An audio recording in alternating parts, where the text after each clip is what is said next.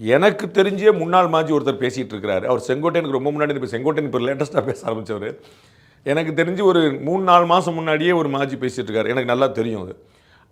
திரு விஜய் அவர்கள் தான் நிறுத்தியிருக்கிறார். அதை ஏன் நிறுத்தினார்னா, நான் ஏற்கனவே வேற ஒரு சந்தர்ப்பத்தில் சொன்ன போல, இன்னைக்கு விஜய் சம்மதித்தார்னா நாளிலேருந்து டெய்லி வந்து ஒரு சந்திப்பு நடத்துவார். அதே மாதிரி செய்வார்னு நினைக்கிறேன்.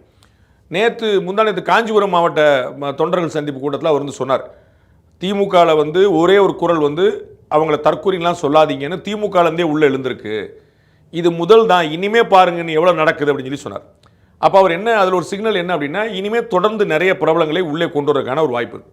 இதற்கு முன்னாடி அவர் என்ன நினைச்சாருன்னா, டிசம்பர் ஜனவரி வரைக்கும் நம்ம யாரையும் சேர்க்க வேண்டியதில்லை. நிறைய பேர் ஆஃபர், நான் ஏற்கனவே சொன்ன மாதிரி அட்லீஸ்ட் ஜூலை ஆகஸ்ட்ல இருந்தாவது நான் சொன்ன அந்த மாஜி அமைச்சர் வந்து ஏடிஎம்கே உடைய முன்னாள் அமைச்சர். நம்ம அட்ராசிட்டி ஆர்வம் நிகழ்ச்சியில் எப்பயோ போட்டிருக்கோம். அவர் வந்து முன்னாள் அமைச்சர் வந்து அப்போந்தே அவர் ட்ரை பண்ணிட்டு இருக்கிறார்.